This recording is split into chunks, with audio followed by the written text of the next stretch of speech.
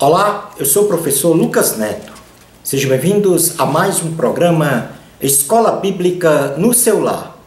Hoje nós vamos estudar a lição de número 1, que tem como título Quem são os profetas menores e qual é a sua mensagem? Dentro deste tema nós vamos falar sobre 3 assuntos. O primeiro deles será contexto histórico.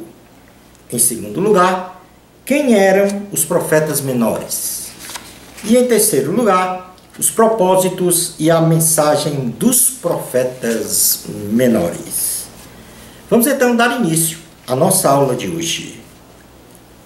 Os profetas menores levantados pelo Senhor Yahvé assinalaram em seus respectivos livros mensagens de exortação ao cumprimento dos fundamentos éticos e espirituais de Deus para o seu povo e demais impérios dominantes da época ao longo de um período de aproximadamente meio milênio antes de Cristo.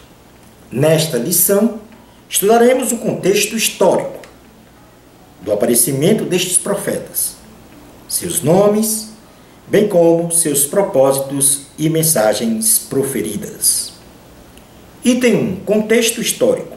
Visão histórica e espiritual.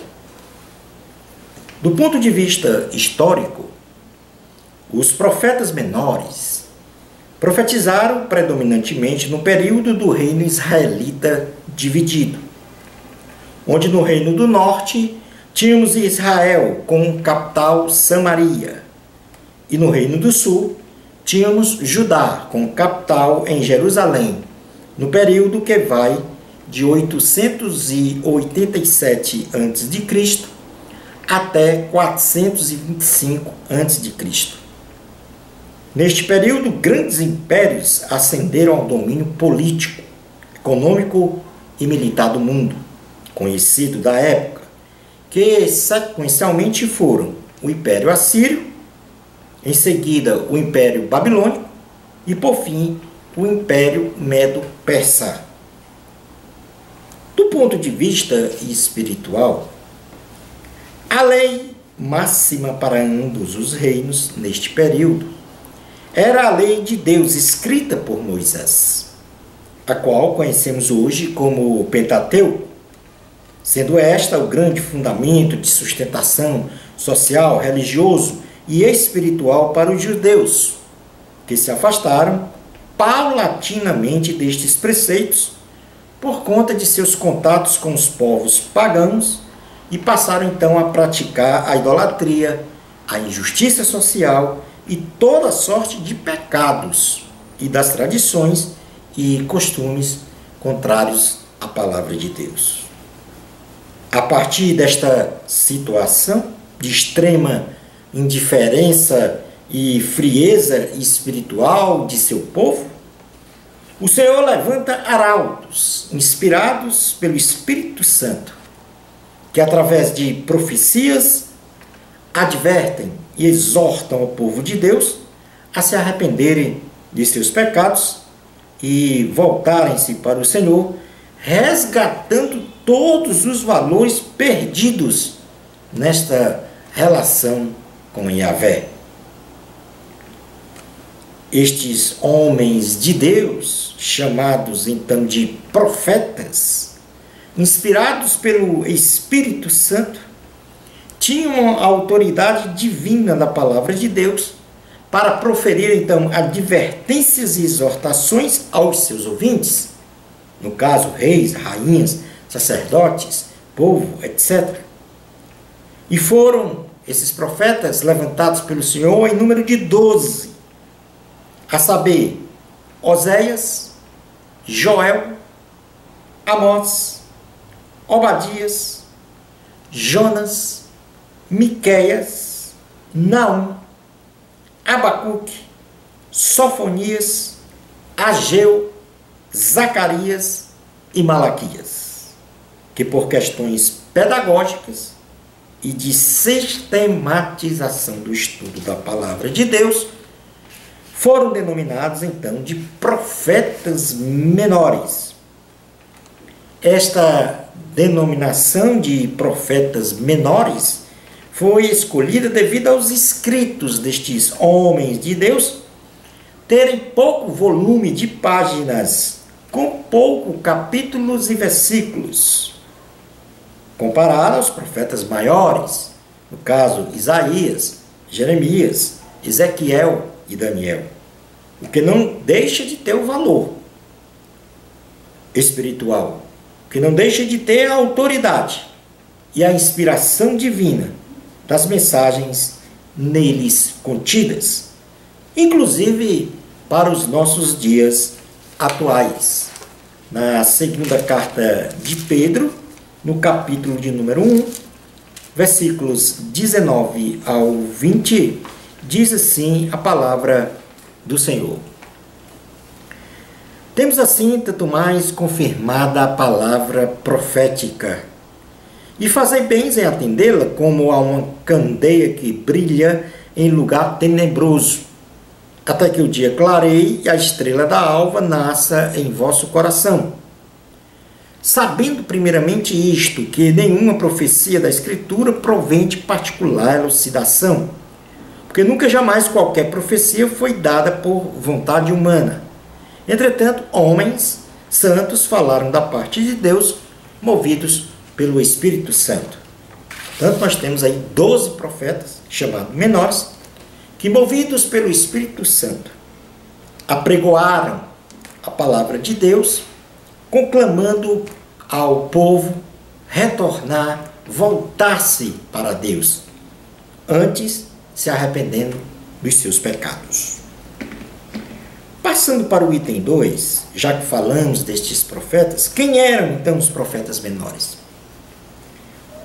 Nós temos na nossa página na internet proflucasneto.wordpress.com notas de aulas em que lá eu estabeleço um quadro sinótico que traz informações cronológicas da atuação destes profetas. E, portanto, neste quadro, lá há uma informação direta, da duração dos impérios assírio, babilônico e medo-persa, e também dos reinos de Israel, norte e Judá, aliás, de Israel no norte e Judá no sul, inclusive o tempo do exílio babilônico. Então lá atrás, mostrando a duração cronologicamente desses três impérios, bem como do reino de Israel e do reino de Judá. Mostramos também neste quadro a lista dos profetas menores, os seus propósitos, a nação para a qual eles profetizaram, ou cada um profetizou, o número de anos que eles profetizaram, o período de tempo que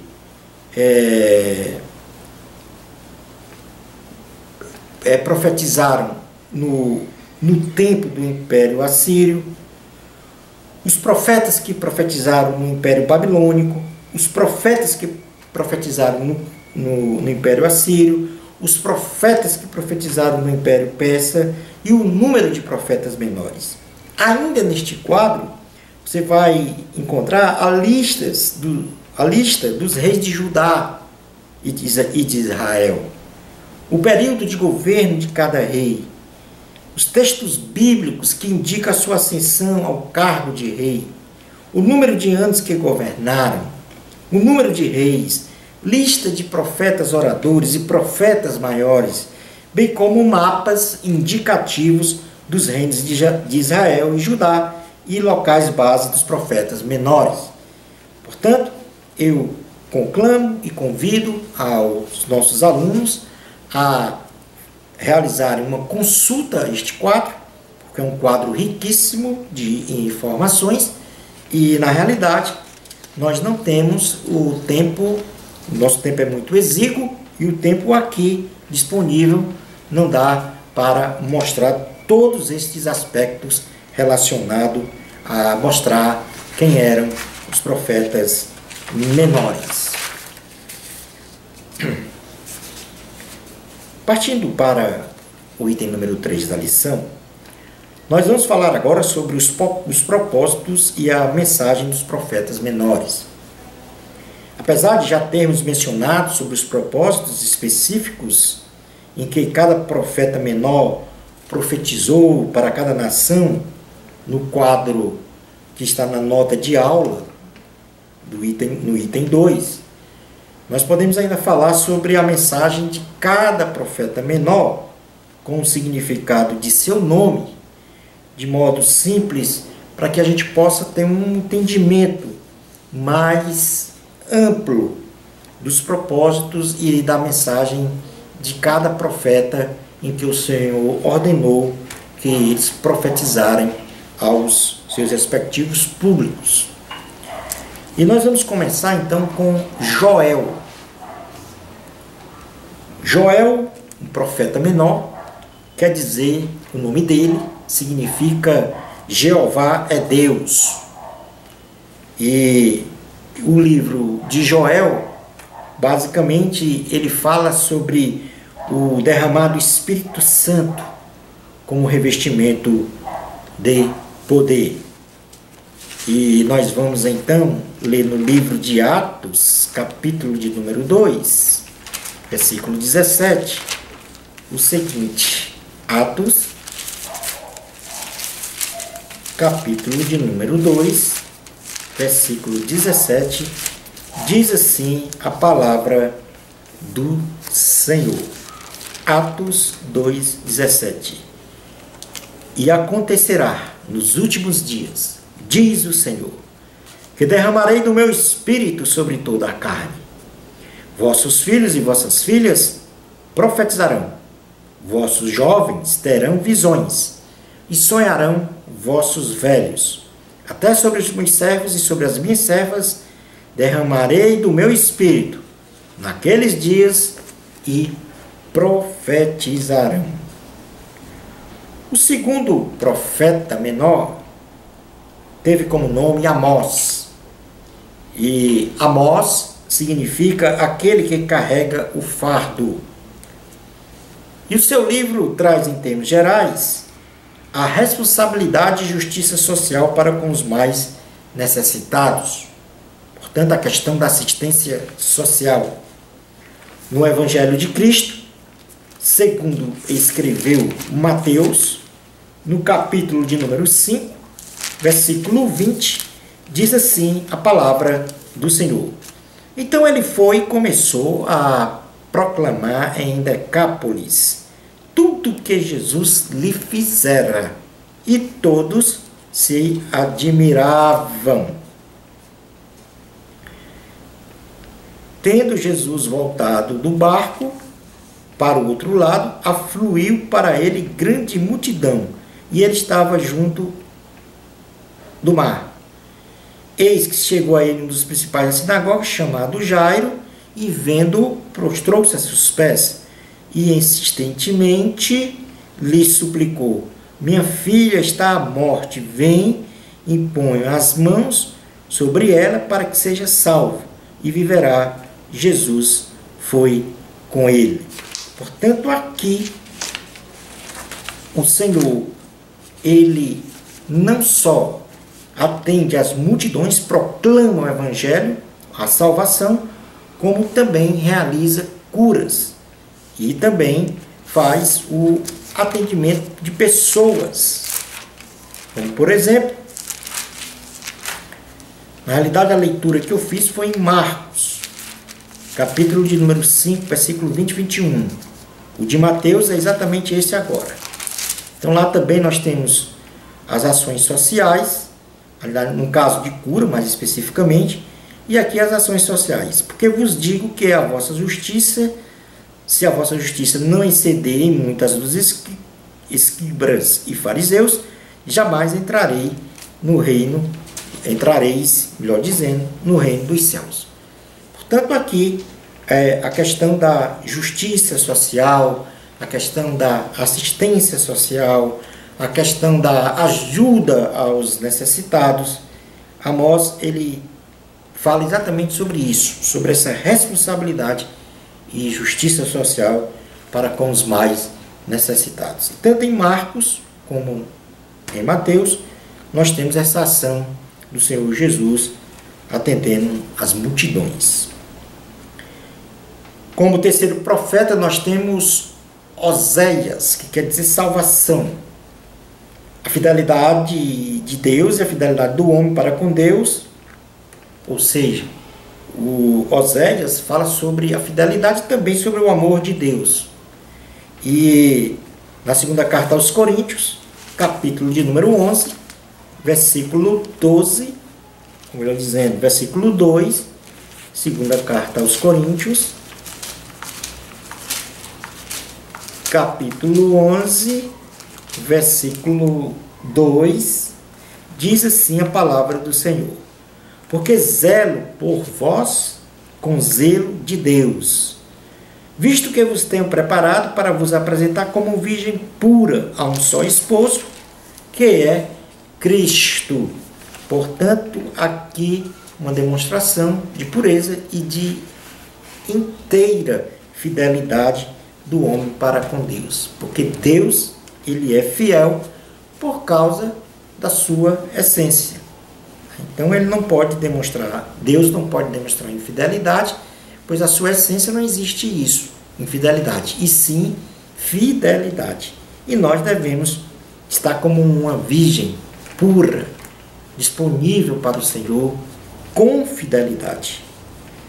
Como quarto profeta, nós temos Jonas. O nome Jonas significa pomba. E ele fala sobre o perdão dos pecados de Deus, sem acepção de pessoas. Ou seja, Deus perdoa os pecados dos homens sem fazer qualquer acepção. Ou seja, demonstra a grande misericórdia divina. Depois nós temos Miqueias. Miqueias significa quem é como Deus. E Miqueias fala sobre que obedecer é melhor do que sacrificar. Está lá no primeiro livro de Samuel, esta assertiva. Primeiro livro de Samuel, no capítulo de número 15, primeiro Samuel 15, 22, diz assim a palavra do Senhor.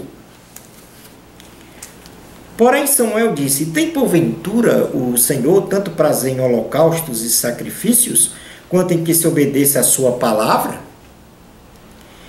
Eis que o obedecer é melhor do que o sacrificar, e o atender melhor do que a gordura de carneiros. Depois nós temos, em sexto lugar, Naum, que significa consolar. Deus é um justo juiz, ou seja, demonstra a justiça de Deus. Em sétimo lugar, nós temos Sofonias, que significa a quem Deus esconde. O juízo de Deus, ou seja, fala do julgamento divino.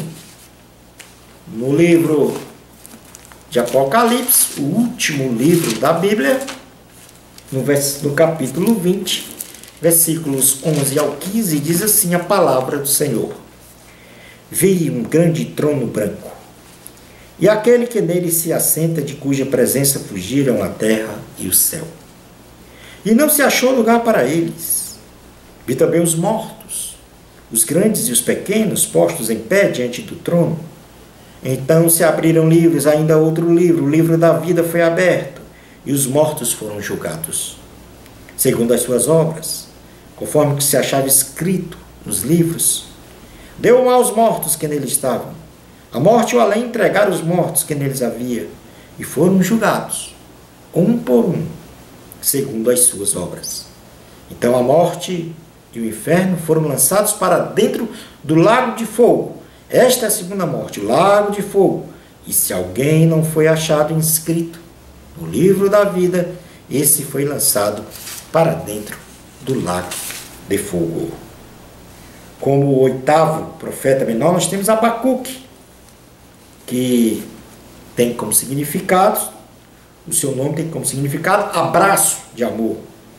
A soberania de Deus sobre o universo, ou seja, fala sobre a soberania de Deus. E nós podemos ler no Salmo de número 24, Salmo 24, versículo de número 1 e 2, o seguinte. Salmo 24, versículos 1 e 2. Ao Senhor pertence a terra e tudo que nela se contém, o mundo e os que nele habitam. Fundou a ele sobre os mares e sobre as correntes a estabeleceu. Como nono profeta menor, nós temos Obadias, servo de Jeová. E o livro de Obadias fala sobre o princípio da retribuição, recompensas de acordo com as obras realizadas. Como 10º profeta, nós temos Ageu, seu nome significa festivo, ou seja, e ele fala sobre compromisso com Deus, ou seja, aliança com Deus. Como 11º profeta menor, nós temos Zacarias, que o nome Zacarias quer dizer Deus lembrou, o reino eterno do Messias, o reino de Deus. E por fim, como 12º profeta, nós temos Malaquias, mensageiro de Deus. A família é um projeto de Deus. E Malaquias vai falar sobre a sacralidade da família. Gênesis capítulo 2, versículo 24, diz assim a palavra do Senhor. Gênesis 2, 24. Por isso deixou o homem pai e mãe e se une à sua mulher, tornando-se os dois uma só pessoa. Portanto, aqui nós temos a clara evidência da família como algo sagrado, importante para Deus. Concluindo a nossa aula de hoje, Deus chamou homens simples para, inspirados pelo Espírito Santo, profetizarem as mensagens de Deus com intrepidez e coragem para cada povo, para cada nação, no seu tempo, com o intuito então de exortar, advertir, edificar, consolar, recompensar, salvar, etc. Busquemos os dons espirituais para em nosso tempo proclamarmos o Evangelho de Cristo, para que os homens se arrependam de seus pecados e obtenham a salvação em Jesus Cristo. Bênçãos especiais de Jesus para você. Amor a Cristo. A glória é de Deus. Até ao nosso próximo programa Escola Bíblica no seu lar, se Deus permitir.